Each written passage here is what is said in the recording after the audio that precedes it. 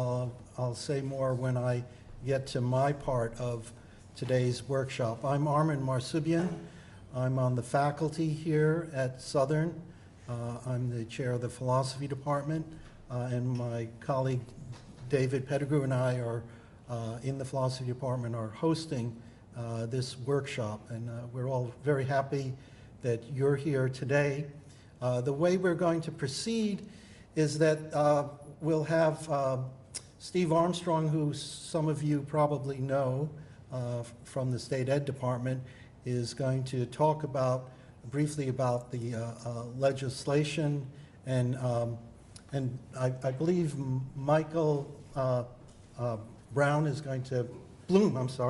is going to speak briefly about the work that their organization engages in with regard to Holocaust and genocide studies.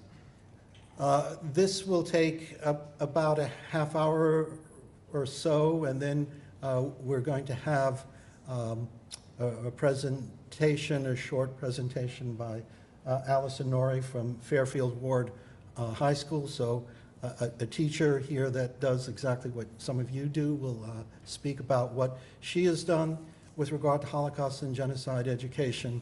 Then we're going to take a break about 10:15, and these refreshments will be here, so please feel free anytime during the workshop at the break to help yourself with the refreshments. I thank our Dean of Arts and Sciences, Bruce Kalk, for providing the refreshments to you. He unfortunately couldn't be here, but he told me to give you a welcome from the university. After the break, there'll be 3 presentations on specific genocides, beginning with myself doing the Armenian genocide.